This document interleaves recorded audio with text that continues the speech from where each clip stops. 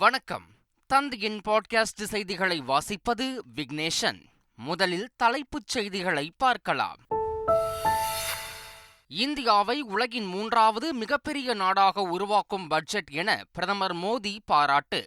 உலகின் உற்பத்தி மையமாக இந்தியாவை மாற்றும் ஏராளமான திட்டங்கள் பட்ஜெட்டில் இருப்பதாகவும் புகழாரம். நாற்காலியை காப்பாற்றுவதற்கான பட்ஜெட் என எதிர்க்கட்சித் தலைவர் ராகுல் காந்தி கடும் விமர்சனம். ஆந்திரா மற்றும் பீகாருக்கு சிறப்பு திட்டங்கள் அறிவித்திருப்பதால் மற்ற மாநிலங்களுக்கு எதுவும் கிடைக்கவில்லை என்று அர்த்தமல்ல என நிதியமைச்சர் நிர்மலா சீதாராமன் விளக்கம். பீகார் மாநிலத்தின் உட்கட்டமைப்பை மேம்படுத்த மத்திய பட்ஜெட்டில் 26,000 கோடி ரூபாய் நிதி. ஆந்திராவின் அமராவதி நகர வளர்ச்சி திட்டத்திற்கு 15,000 கோடி ரூபாய் ஒதுக்கீடு. பட்ஜெட்டில் தமிழகம் புறக்கணிப்பை கண்டித்து 27ஆம் தேதி நடைபெறும் நிதி ஆயோக் கூட்டத்தில் பங்கேற்கப் போவதில்லை என முதலமைச்சர் ஸ்டாலின் அறிவிப்பு. காங்கிரஸ் ஆளும் மாநில முதலமைச்சர்களும் கூட்டத்தை புறக்கணிப்பு. மத்திய பட்ஜெட்டை கண்டித்து நாடாளுமன்ற வளாகத்தில் இந்தியா கூட்டணி எம்பிக்கள் இன்று போராட்டம். பாரபட்சமான பட்ஜெட் என குற்றச்சாட்டு. மத்திய பட்ஜெட்டில் தமிழகத்தின் பெயர் திட்டமிட்டு புறக்கணிக்கப்பட்டுள்ளதாக முதலமைச்சர் ஸ்டாலின் பரபரப்பு குற்றச்சாட்டு. மெட்ரோ ரயில் திட்டம் வெள்ள பாதிப்புகளுக்கான நிதி ஒதுக்காதது ஏமாற்றம் அளிப்பதாகவும் காட்டம். பட்ஜெட்டில் தமிழகம் புறக்கணிக்கப்பட்டது மத்திய அரசின் காழ்ப்புணர்ச்சியை காட்டுகிறது என தமிழக எதிர்க்கட்சித் தலைவர் EPS விமர்சனம். தேர்தல் வாக்குறுதிகள் இடம்பெறாதது மக்களுக்கு பெருத்த ஏமாற்றம் என்றும் கருத்து. இனி விரிவான செய்திகள். பட்ஜெட்டில் அறிவிக்கப்பட்ட பல்வேறு திட்டங்கள் இந்தியாவை உலகின் உற்பத்தி மையமாக மாற்றும் என்று பிரதமர் நரேந்திர மோடி கூறியுள்ளார். நாடாளுமன்றத்தில் பட்ஜெட் குறித்து உரையாற்றிய பிரதமர் மோடி, கடந்த 10 ஆண்டுகளில் 25 கோடி மக்கள் வறுமையில் இருந்து விடுபட்டு நடுத்தர வர்க்க மக்களாக மாறியுள்ளதாக தெரிவித்தார். இந்த பட்ஜெட் தேசத்தை புதிய உச்சங்களுக்கு கொண்டு செல்வதோடு நாட்டில் புதிய வேலை வாய்ப்புகளை உருவாக்கும் என்றும் இந்தியாவின் பொருளாதார வளர்ச்சியை இந்த பட்ஜெட் மேலும் துரிதப்படுத்தும் என்றும் அவர் கூறினார். மத்திய பட்ஜெட் நாற்காலியை காப்பாற்றுவதற்கான பட்ஜெட் என்று எதிர்க்கட்சித் தலைவர் ராகுல் காந்தி விமர்சித்துள்ளார். கூட்டணி கட்சிகளை தாஜா செய்வதற்காக மற்ற மாநிலங்களை வஞ்சித்து கூட்டணி கட்சிகளுக்கு பட்ஜெட்டில் வாரி வழங்கியிருப்பதாக அவர் குற்றஞ்சாட்டியுள்ளார். பெரும் முதலாளிகளை குஷிப்படுத்தும் வகையில் சாமானிய மக்களுக்கு எத்தகைய நிவாரணமும் வழங்காத வகையிலும் மத்திய பட்ஜெட் அமைந்துள்ளதாக ராகுல் காந்தி விமர்சித்துள்ளார். மத்திய பட்ஜெட்டில் ஆந்திரா, பீகார் ஆகிய மாநிலங்களுக்கு சிறப்பு திட்டங்கள் அறிவித்திருப்பதால் மற்ற மாநிலங்களுக்கு எதுவும் கிடைக்கவில்லை என்று அர்த்தமல்ல என மத்திய நிதியமைச்சர் நிர்மலா சீதாராமன் தெரிவித்துள்ளார். எந்த ஒரு மாநிலத்தையும் விட்டுவிட்டதாக தாம் கருதவில்லை என்றும் பிரதமர் மோடியின் திட்டங்கள் எல்லா மாநிலங்களுக்கும் சென்று சேர்ந்திருப்பதாகவும் அவர் கூறினார். மத்திய பட்ஜெட்டிற்கு எதிர்ப்பு தெரிவிக்கும் வகையில் ஜூலை 27ஆம் தேதி நடைபெறும் நிதி ஆயோக் கூட்டத்தை புறக்கணிப்பதாக காங்கிரஸ் அறிவித்துள்ளது. இதுகுறித்து அக்கட்சியின் பொதுச் செயலாளர் KC வேணுகோபால் வெளியிட்டுள்ள அறிவிப்பில், மத்திய அரசு தாக்கல் செய்துள்ள பட்ஜெட் மிகவும் பாரபட்சமானது, ஆபத்தானது என்றும் கூட்டாட்சி மற்றும் நேர்மை கொள்கைகளுக்கு முற்றிலும் எதிரானது என்றும் குறிப்பிட்டுள்ளார். மத்திய பட்ஜெட் பாரபட்சமான பட்ஜெட் என கூறி இந்தியா கூட்டணி எம்பிக்கள் இன்று நாடாளுமன்றத்தில் போராட்டம் நடத்த உள்ளனர். மத்திய பட்ஜெட் தாக்கலை அடுத்து காங்கிரஸ் தலைவர் மல்லிகார்ஜுன கார்கே இல்லத்தில் இந்தியா கூட்டணி எம்பிக்கள் ஆலோசனை கூட்டம் நடைபெற்றது. கூட்டத்தில் மத்திய பட்ஜெட் தாக்கல் செய்யப்பட்டது குறித்து விவாதங்கள் நடைபெற உள்ள நிலையில் மத்திய பட்ஜெட் பாரபட்சமான பட்ஜெட் என கூறி போராட்டம் நடத்த முடிவு செய்துள்ளனர். ஒன்றிய அரசின் நிதிநிலை அறிக்கை தமிழ்நாட்டிற்கு இழைக்கப்பட்ட மாபெரும் துரோகம் என்று முதலமைச்சர் ஸ்டாலின் கடுமையாக விமர்சித்துள்ளார். அரசியல் சுயலாபங்களுக்காக குறிப்பிட்ட சில மாநிலங்களுக்கு மட்டும் நிதியை தாராளமாக அள்ளிக் கொடுத்தும் தமிழ்நாடு போன்ற மாநிலங்கள் மீது வன்மத்தை கக்கிடும் வகையிலும் நிதிநிலை அறிக்கை உள்ளதாக முதலமைச்சர் ஸ்டாலின் குற்றம் சாட்டியுள்ளார். நிதிநிலை அறிக்கை மூலம் தேர்தல் கணக்கை தீர்த்துக் கொள்ள ஒன்றிய பாஜக அரசு நினைத்திருப்பது வேதனைக்குரியது என்றும் தமிழ்நாட்டு மக்களை பாதிக்கக்கூடியது என்றும் முதலமைச்சர் குறிப்பிட்டுள்ளார்.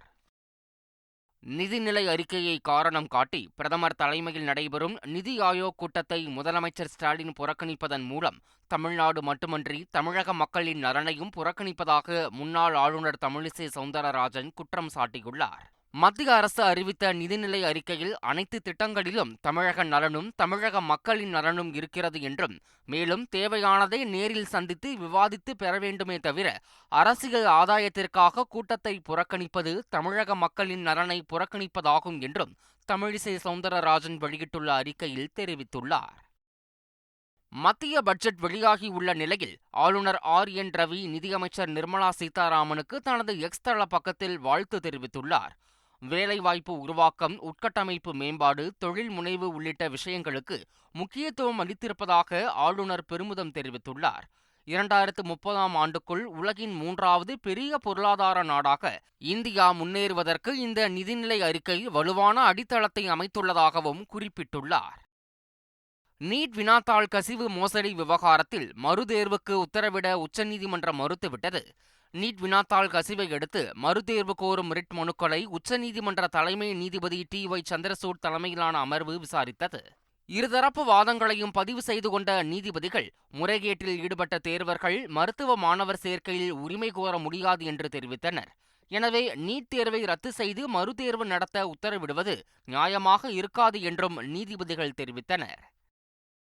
நீட் தேர்வு விவகாரத்தில் மாணவர்களை தவறாக வழிநடத்தியதற்காக ராகுல் காந்தி மன்னிப்பு கேட்க வேண்டுமென மத்திய கல்வி அமைச்சர் தர்மேந்திர பிரதான் தெரிவித்துள்ளார். டெல்லியில் செய்தியாளர்களிடம் பேசிய அவர், நீட் நுழைவுத் தேர்வை ரத்து செய்ய உச்சநீதிமன்றம் மறுப்பு தெரிவித்திருப்பதன் மூலம் வாய்மையே வெல்லும் என தான் கூற விரும்புவதாக தெரிவித்தார். நீட் தேர்வு விவகாரத்தில் மாணவர்களை தவறாக வழிநடத்தியதற்காக மாணவர்கள் மற்றும் அவர்களின் பெற்றோரிடம் ராகுல் காந்தி மன்னிப்பு கேட்க வேண்டும் என்றும் அவர் கூறினார்.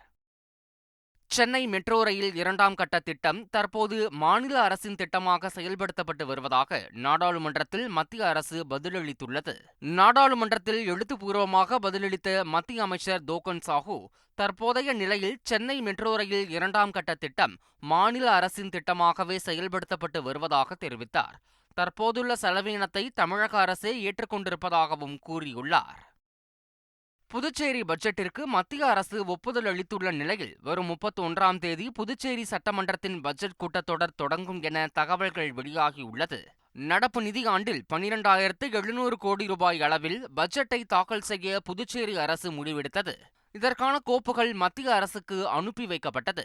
இதற்கு மத்திய அரசும் அனுமதி அளித்துள்ள நிலையில் புதுச்சேரி பட்ஜெட் கூட்டத்தொடர் வரும் 31ஆம் தேதி தொடங்கும் என தகவல்கள் வெளியாகியுள்ளது.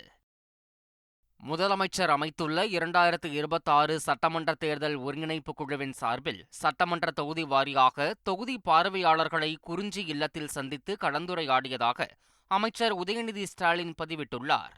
நாடாளுமன்ற தேர்தலில் 40 தொகுதிகளிலும் கழகம் வெற்றி பெற பணியாற்றிய தொகுதி பார்வையாளர்களுக்கு அன்பையும் நன்றியையும் தெரிவிப்பதாகவும் குறிப்பிட்டுள்ளார். நடிகர் தனுஷ் சங்கராபுரம் கருப்பசாமி கோயிலில் குடும்பத்தினருடன் பொங்கல் வைத்து சிறப்பு வழிபாடு செய்தார். நடிகர் தனுஷின் சொந்த ஊரான மல்லிகாபுரம் செல்லும் வழியில் 200 ஆண்டுகளுக்கும் மேல் பழமை வாய்ந்த பிரசித்தி பெற்ற சங்கராபுரம் கருப்பசாமி கோயில் உள்ளது. இங்கு நடிகர் தனுஷ் தனது குடும்பத்தினருடன் சிறப்பு வழிபாடு செய்தார். அவரது மகன்கள் யாத்ரா, லிங்கா, தனுஷின் சகோதரர் செல்வராகவன் மற்றும் அவரது பெற்றோரும் வழிபாட்டில் ஈடுபட்டனர்.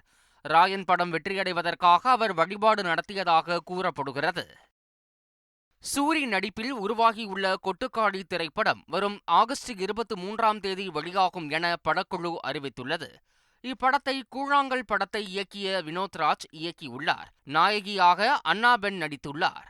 இந்நிலையில் இப்படம் வருகிற ஆகஸ்ட் 23ஆம் தேதி திரையரங்குகளில் வெளியாகும் என அதிகாரப்பூர்வமாக அறிவிக்கப்பட்டுள்ளது. எல்லை தாண்டி மீன் பிடித்ததாக கைது செய்யப்பட்ட ராமேஸ்வரம் மீனவர்களை ஆகஸ்ட் 6ஆம் தேதி வரை சிறையில் அடைக்க இலங்கை நீதிமன்றம் உத்தரவிட்டுள்ளது. ராமேஸ்வரம் மீன்பிடி துறைமுகத்தில் கடலுக்கு சென்ற மீனவர்கள் நெடுந்தீவு அருகே மீன் பிடித்துக் கொண்டிருந்தனர். அப்போது 9 மீனவர்கள் எல்லை தாண்டியதாக கூறி அவர்களை இலங்கை கடற்படை கைது செய்தது.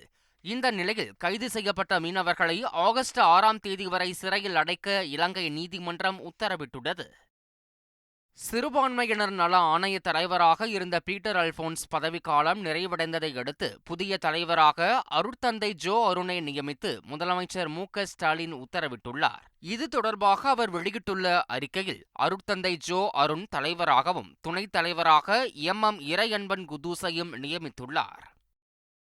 தன்னுடைய ஒப்புதலோடுதான் பகுஜன் சமாஜ் கட்சியின் மாநில தலைவராக ஆனந்தன் நியமிக்கப்பட்டுள்ளார் என ஆம்ஸ்ட்ராங் மனைவி தெரிவித்துள்ளார். இதுகுறித்து திருமதி ஆம்ஸ்ட்ராங் வெளியிட்டுள்ள அறிக்கையில், இந்த முடிவு முழுக்க முழுக்க தன்னுடைய ஆலோசனையின் பேரிலும் ஒப்புதலின் பேரிலும் எடுக்கப்பட்டுள்ளதாக தெரிவித்துள்ளார். நீலகிரி மாவட்டத்தில் கனமழையினால் ஏற்பட்ட பாதிப்புகள் குறித்து கண்டறியும் வகையில் ஆலோசனைக் கூட்டம் நடத்தப்பட்டது. இந்த கூட்டத்தில் நாடாளுமன்ற உறுப்பினர் ராசா, அமைச்சர் ராமச்சந்திரன் மற்றும் மாவட்ட ஆட்சியர் உள்ளிட்ட அதிகாரிகள் கலந்து கொண்டனர். இதில் இடிந்து போன வீடுகள், சேதமடைந்த கட்டடங்கள், முறிந்து விழுந்த மரங்கள், மண் சரிவு உள்ளிட்டவை குறித்து கணக்கிடப்பட்டது. கரூர் மாவட்டம் குளித்தலை அடுத்த ஐயர் மலையில் அமைக்கப்பட்ட ரோப்கார் வசதியை பக்தர்கள் பயன்பாட்டிற்கு முதலமைச்சர் மு.க.ஸ்டாலின் காணொலி காட்சி வாயிலாக திறந்து வைக்கிறார். 1017 படிகள் கொண்ட ஐயர்மலை ரத்னகிரீஸ்வரர் கோவில் மிக செங்குத்தாக இருக்கும் நிலையில் பக்தர்கள் பலரும் மலை ஏற சிரமப்பட்டு வந்தனர். இதனிடையே 9 கோடி ரூபாய் மதிப்பில் ரோப்கார் அமைக்கும் பணிகள் நடைபெற்று வந்தது. இந்த நிலையில் பணிகள் முடிவடைந்து இன்று பயன்பாட்டிற்கு வர உள்ளது. தமிழகத்தில் 50% பொறியியல் கல்லூரிகளில் முழு நேர பேராசிரியர்கள் நியமனத்தில் மோசடி நடைபெற்று இருப்பதாக அறப்போர் இயக்கம் குற்றம் சாட்டியுள்ளது.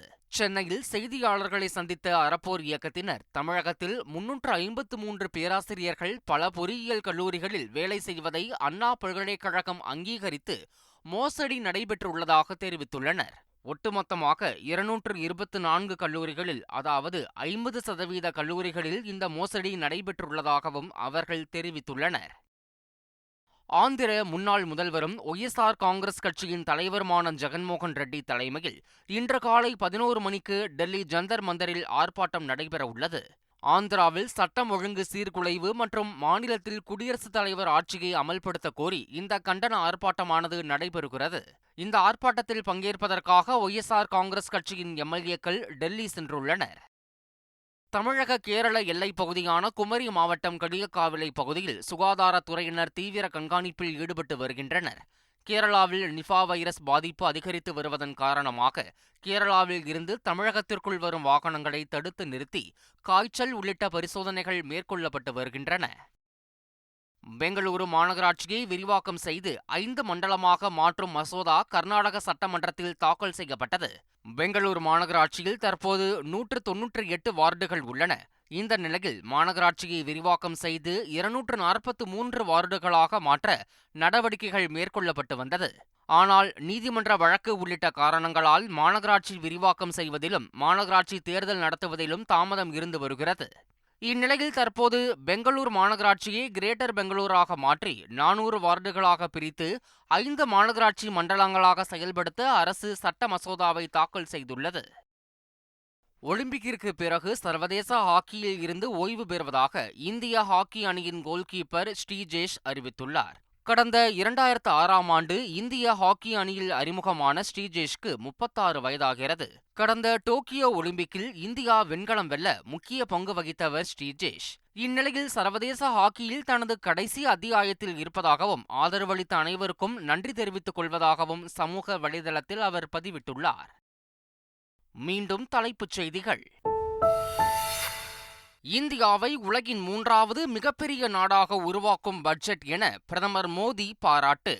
உலகின் உற்பத்தி மையமாக இந்தியாவை மாற்றும் ஏராளமான திட்டங்கள் பட்ஜெட்டில் இருப்பதாகவும் புகழாரம். நாற்காலியை காப்பாற்றுவதற்கான பட்ஜெட் என எதிர்க்கட்சித் தலைவர் ராகுல் காந்தி கடும் விமர்சனம். ஆந்திரா மற்றும் பீகாருக்கு சிறப்பு திட்டங்கள் அறிவித்திருப்பதால் மற்ற மாநிலங்களுக்கு எதுவும் கிடைக்கவில்லை என்று அர்த்தமல்ல என நிதியமைச்சர் நிர்மலா சீதாராமன் விளக்கம். பீகார் மாநிலத்தின் உட்கட்டமைப்பை மேம்படுத்த மத்திய பட்ஜெட்டில் 26,000 கோடி ரூபாய் நிதி. ஆந்திராவின் அமராவதி நகர வளர்ச்சி திட்டத்திற்கு 15,000 கோடி ரூபாய் ஒதுக்கீடு. பட்ஜெட்டில் தமிழகம் புறக்கணிப்பை கண்டித்து 27ஆம் தேதி நடைபெறும் நிதி ஆயோக் கூட்டத்தில் பங்கேற்கப் போவதில்லை என முதலமைச்சர் ஸ்டாலின் அறிவிப்பு. காங்கிரஸ் ஆளும் மாநில முதலமைச்சர்களும் கூட்டத்தை புறக்கணிப்பு. மத்திய பட்ஜெட்டை கண்டித்து நாடாளுமன்ற வளாகத்தில் இந்தியா கூட்டணி எம்பிக்கள் இன்று போராட்டம். பாரபட்சமான பட்ஜெட் என குற்றச்சாட்டு.